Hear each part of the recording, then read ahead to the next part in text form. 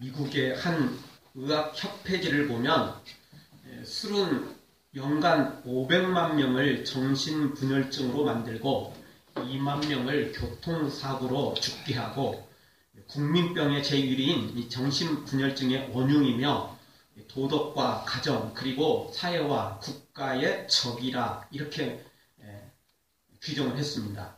불란서에서는 술 때문에 능률이 연중 3일이 손해이고 알코올로 인한 손해 액수가 35억 내지 70억 프랑이라고 그렇게 통계를 냈다는 것입니다. 담배로 인해서 폐암 환자가 30년간 500% 증가한 것은 흡연율과 정비례하고 암 환자의 2분의 1이 술과 담배가 원인이라고 합니다. 우리는 진짜 무엇을 먹든지 무엇을 마시든지 주의 영광을 위해서 그렇게 해야죠. 살기도 그렇게 살고 죽는 것도 사는 것도 그렇게 죽고 살아야만 되는 것입니다. 내 인생 내 마음대로 살겠다. 이건 너무 무책임한 것입니다.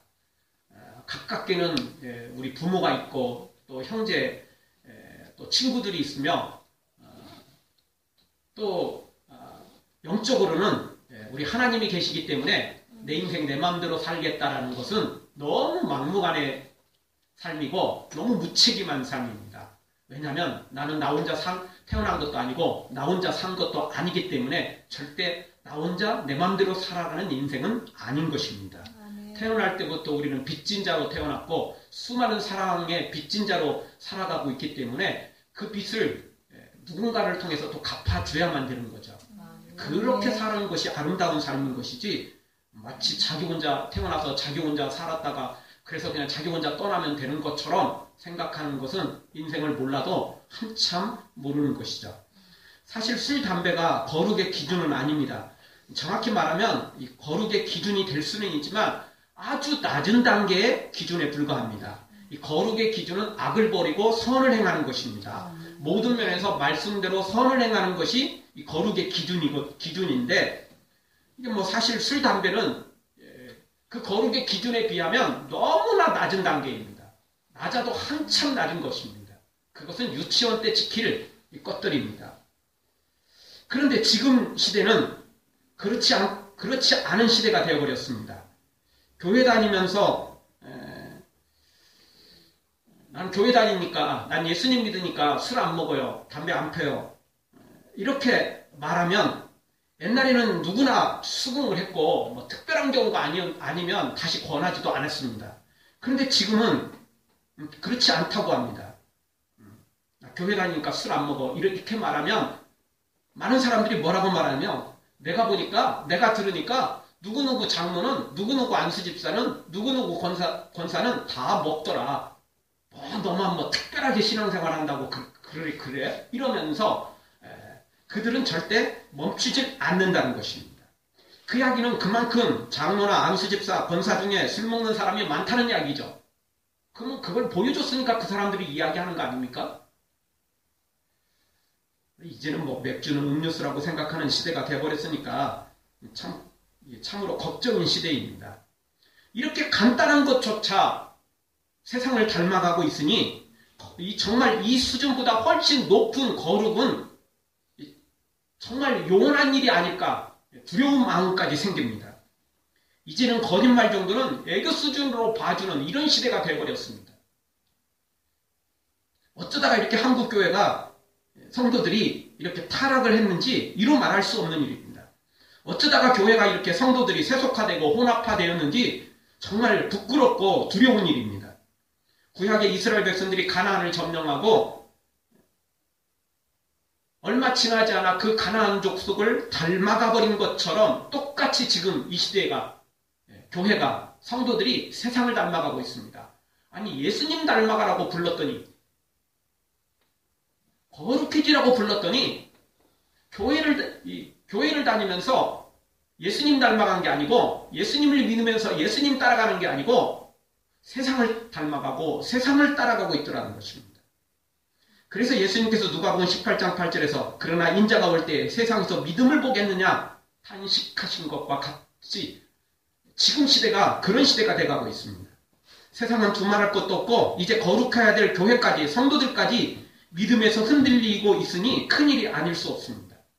디모데후서 4장 3절에 보면 때가 이르니 사람이 바른 교훈을 받지 아니하며 귀가 가려워서 자기의 사욕을 좇을 스승을 많이 두고 말세가 되면 예수님이 재림할 때가 되면 무슨 일이 벌어진다고요? 세상의 사람들이 문제가 아니라 교회 안에 있는 교인들이 바른 교훈을 듣지 않는다는 겁니다. 즉 성경대로 듣지 않고 자기가 기준을 정해놓고 자기한테 딱 좋은 말, 자기가 원하는 말 이런 걸 듣는다는 겁니다. 이런 스승을 둔다는 것입니다. 요즘에는 인터넷을 통하거나 또는 케이블 TV를 통해서 기독교 방송들이 많이 나옵니다. 설교가 막 쏟아져 나오고 있어요. 근데 중요한 건 성경대로 나오는 말씀을 설교를 듣는 게 아니라 자기 귀에 좋은 설교를 듣는다는 거예요. 자기가 원하는 설교를 듣는다는 겁니다. 엊그제 인터넷 신문을 잠깐 봤더니 요즘 교회 목사 설교들이 교인들 듣기에 좋은 말만 많이 한다는 거예요. 교회에서 규정하는 게 아니라 일반 신문에 일간지인데도 불구하고 그 종교라는 부분에서 그 부분을 지적하고 있더라고요. 이거는 세상 사람들이 들어도 세상 사람들이 보아도 설교가 성경대로 가지 않는다는 겁니다. 조금만 관심 있는 사람이 들으면 이거는 뭔가 좀 다르다. 교회는 뭔가 다를 줄 알았더니 성경은 뭔가 다를 줄 알았더니 이거 별거 없구나. 어차피 그냥 다 잘 먹고 잘 살자는 이야기고 다 부자 되자는 이야기고 다 성공하자는 이야기고 이런 이야기가 강단에 흘러나오고 있다는 것입니다. 성공하고 부자 되고 잘 되는 게 절대 비성경적이지 않습니다. 하나님은 그런 걸 우리에게 원하십니다. 그러나 하나님이 진짜 원하는 건 그거보다는 영적인 것입니다. 너희는 먼저 하나님의 나라와 의를 구하라고 먼저 말씀하셨거든요. 중요한 순서가 있다는 겁니다. 아멘. 중요한 순서부터 먼저 챙기고 그 다음에 그런 부분을 이야기해야 되는데 지금은 강단에서 쏟아져오는 말씀들이 주가 바로 세상적인 게 됐고 부수적으로 어쩌다 한 번씩 겨우 절기 때나 돼야 십자가 좀 나오고 절기 때나 돼야 예수님 좀 나오고 그런 시대가 되어버리고 있다는 것입니다. 참으로 안타까운 일이며 이렇게 가다가는 우리가 교회 다닌다고 절대 천국 간다는 보장을 전혀 할 수가 없습니다. 정말 예수님이 이 땅에 다시 지금 우리한테 오셔서 말씀을 주신다면 주여 주여 주여 하는 자가 천국에 들어갈 것이 아니다라고 말씀하신 그 2000년 전에 말씀하신 그 말씀을 우리에게 동일하게 또 주실 것입니다. 오늘 성경도 말할 수 없는 좋은 조건을 가지고 태어났지만 그리고 그 좋은 조건을 가지고 살아갔지만 거룩하지 못해서 그 복을 차버리는 안타까운 사연이 소개되고 있습니다. 믿음으로 흔들리는 지금 이 시대이기 때문에 오늘 성경의 루벤이 우리에게 주는 교훈이 상당한 것입니다.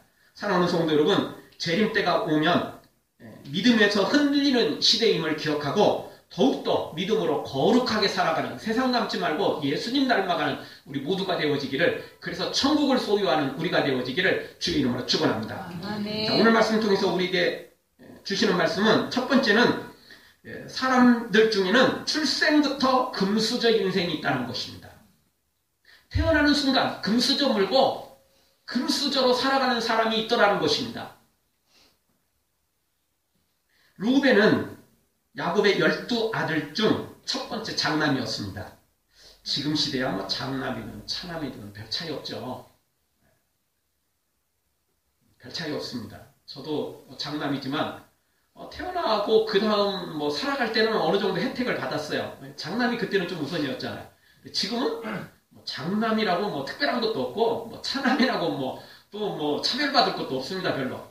옛날 어르신들한테는 그래도 장남이 최고고 장녀가 최고일지 모르지만 지금 시대는 이제 그런 시대가 아니죠. 그러나 오늘 성경은 지금으로부터 4000년도 더 전의 사건입니다. 얼마나 오래된 이야기입니까? 우리 식으로 말하면 옛날 호랑이 담배 피던 시절, 그런 시절이에요. 그렇게 오래된 시절이에요. 그러니 장남이 얼마나 소중하고 장남이 얼마나 대단한 때입니까? 근데 이 르우벤은 바로 그 장남으로 태어났어요. 여러분, 장남으로 태어나도 소위 찢어지게 가난한 집안의 장남으로 태어나면 부담백배예요. 지금은 굳이 장남 이런 거 안 따지니까 그렇지만 10년, 20년 전, 20년, 30년 전만 해도 장남은 결혼 대상자한테 인기가 별로 없었어요. 그쵸? 장남은 그 집안에 정말 이 많은 부분을 이렇게 희생을 해야 되기 때문에 장남은 별로 인기가 없었어요. 부잣집 장남이라면 인기가 좋았겠지만 그렇지 않는 장남은 사실 별로 인기 없어요. 근데 저는 장남인데도 결혼을 잘한 거 보니까, 부자가 아닌데도 결혼을 잘한 거 보니까 제가 잘 섬겨야죠. 하나님 은혜요. 하나님 은혜입니다. 하나님 은혜. 잘 해야죠. 네. 여기 장남인데 결혼한 분들 더 잘 섬기시길 바랍니다. 어떻게 할 수 없네요. 부자 아닌데 장남인 경우에는 많이 희생했으니까 어떻게 할 수 없죠. 근데 여기 르우벤은 옛날 그 시대에 장남인데 가난한 집의 장남이 아니었어요. 야곱이 상당한 부자였어요. 하나님께 복 받아가지고 엄청난 부를 가지고 있었어요. 힘을 가지고 있었어요. 그러니 이 르우벤은 그 장남이 인기 없는 장남이 아니었어요. 굉장한 힘과 능력을 가진 그런 장남이었다는 거예요. 누구든지 다 이런 장남 부러워하고 또 소망했던 이런 장남이었다고요. 이거는 정말 대단한 거죠. 지금도 정말 금수저 물고 태어나는 사람들 많이 있잖아요. 생각보다 많이 있습니다. 우리 한국 사회에 금수저 논란이 있는 그것은 진짜 망나니 같은 사람들이 종종 있어서 그런 것이지, 금수저 좋잖아요, 솔직히. 하여튼 이 르우벤은 장남으로 태어났을 뿐만 아니라 여러 가지 면에서 뛰어난 사람이었습니다. 요즘 말로 말하면 엄친하죠. 집안 좋고 성격 밝은 데다가 공부까지 잘하는 그런 사람이었어요. 르우벤이 바로 그런 사람이었어요. 장남인데다가 모든 능력까지 가진 사람이었어요. 3절을 보십시오. 3절 한번 다 같이 읽겠습니다. 르우벤아, 너는 내 장자요, 나의 능력이요, 나의 기력의 시작이라. 유방이 초등하고 권능이 탁월하도다마는. 3절 이 말씀 보십시오. 장남인데다가 야곱의 능력이 있고 기력의 시작이고 위풍이 월등하고 권능까지 탁월했어요. 이거 모든 조건을 다 가진 사람이라니까요. 태어나는 순간 장남인데다가 그냥 명분만 그럴듯한 것이 아니라 이 사람의 능력도 대단했어요. 정말 대단했어요. 이게 또 아버지의 사랑까지, 아버지의 인정까지 받은 정말 대단한 사람이죠. 이 아버지 야곱이 그렇게 말하잖아요. 너는 나의 능력이요, 나의 기력의 시작이고 유강이 초능하고 권능이 탁월한 사람이다. 그런 아들이었다. 이렇게 지금 말할 정도잖아요. 부모 보기에 자녀들은 다 괜찮아 보이긴 하지만, 그래도 지금 이 야곱 같은 경우는 지금 자기 자녀와 다른 사람과 비교하는 게 아니고 자기 12명의 자녀들 가운데 서로 지금 축복을 해주는 거거든요. 그러니까 12명의 자녀들과 사실 비교를 하는 거예요. 그러니까 12명의 자녀들과 비교해서도 르우벤은 절대 뒤떨어진 사람이 아니었어요. 장남인데다가 능력까지 탁월한 아들이었던 거죠. 누가 봐도 그럴 정도였어요. 참, 이 정도 되면 부러울 정도 아닙니까? 부러우면 이미 진 거나 다름없다지만, 그래도 솔직히 르우벤 같은 이런 조건을 가지고 있으면 부럽지 않아요? 너무 부럽습니다. 저도 부럽습니다. 아니, 정말 대단하잖아요, 지금은.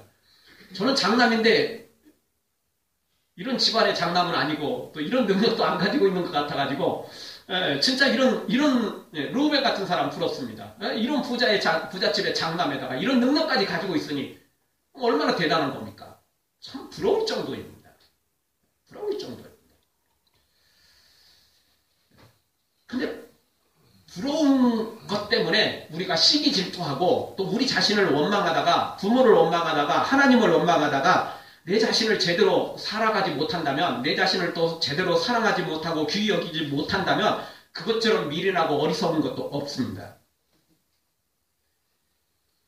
세상적으로는 이런 부러운 조건들이 아주 좋을지 모르지만 하나님에게는 이 조건조차도 그렇게 생각보다 좋은 것들이 아닙니다. 왜냐하면 하나님에겐 약한 것이 강함이 되기도 하고 약한 것이 가난한 것이 부족한 것이 능력이 되기도 하기 때문에 그렇습니다.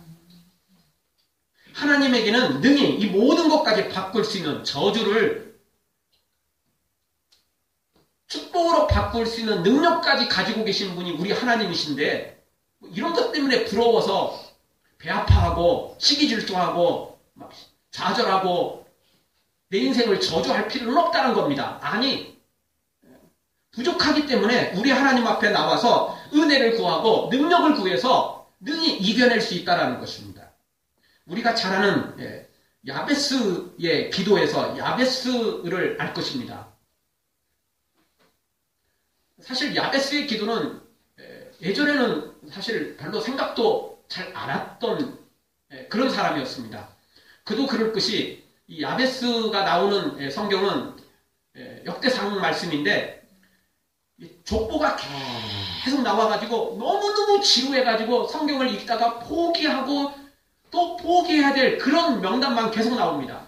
이게 한 장도 아니고 두 장도 아니고 세 장도 아니고 네 장도 아니고 이게 계속 나옵니다. 그러다가 4장에 돼서 족보만 나오다가 갑자기 한 두세 절만 딱 야베스의 기도가 딱 나와요. 그리고 그 뒤로 또 계속 또 족보가 5장, 6장, 7장 계속해서 또 족보가 사람 이름만 나와요. 그러니 야베스는 누군지도 모르고 읽어도 그냥 건너건너 읽고 그리고 또 제대로 읽는다고 해도 이게 사실 그냥 습관적으로 그냥 넘어가 버렸던 그런 사람이었어요. 그런데 어느 날 야베스의 기도가 거기 있다라는 게 발견이 된 거죠. 진짜 사막 가운데 오아시스 같은 기도문이 거기 들어있었던 거예요. 누구나 그냥 설렁설렁 넘어갔던 그 족보책에 알지도 못하는 솔직히 우리 조상의 족보라고 해도 읽다 보면 이름 모르니까 솔직히 족보책만큼 재미없는 거 없잖아요. 솔직히 그건 돈 주고 읽으라고 해도 읽기 쉽지 않는 그런 내용이잖아요. 아주 정말 스트레스 받는 그런 내용이거든요. 아니 내 이름 나오고 내 자신 이름이 나오고 뭐 내 친구 이름이 나오면 그나마 반가울지 모르지만 이건 뭐 정말 아무도 모르는 이름 나오는데 한두 장도 아니고 엄청난 이름이 나오는데 그렇지 않겠습니까? 진짜 사막 가운데 오아시스 같은 사람이 바로 이 야베스죠. 근데 야베스의 기도에서 우리가 알 수 있는 건 뭐냐면 야베스는 태어날 때 어렵게 태어났어요. 즉 죽을 위기가 있었다라는 거죠. 아주 힘들게 태어났어요. 그렇기 때문에 그는 내 지경을 넓히시고 나로 환난 근심이 없게 해달라고 하나님 앞에 기도했고 그리고 그 응답을 받아서 존귀한 자가 되고 말았습니다. 그러니까 약하다고 부족하다고 능력이 없다고 금수저가 아닌 흙수저라고 실망할 필요는 없습니다. 왜냐하면 하나님은 흙수저를 바꾸시는 전문가시거든요. 하나님은 약한 자를 바꾸시는 능력 있게 하고 강하게 하시고 지혜롭게 하고 변화시키는 전문가시거든요. 하나님은 영적 의사이시고 우리의 육체까지 치료하시는 의사시니까 하나님은 그 부분의 전문가시니까 문제될 게 하나도 없는 것입니다. 사랑하는 성도 여러분, 내가 금수저가 아니더라도 절대 포기하거나 실망하지 말고 불가능을 가능케 하시는 하나님, 그 부분의 전문가 되신 하나님을 반드시 만나서 여러분도 기적의 삶을 살아가기를 주의 이름으로 축원합니다. 아멘. 그러려면 먼저 하나님을 만나야 돼요. 그러려면 먼저 하나님 앞에 나와 무릎 꿇어야 돼요. 그렇지 않으면 절대 그 어떤 것도 바꾸기가 쉽지 않기 때문에 그렇습니다.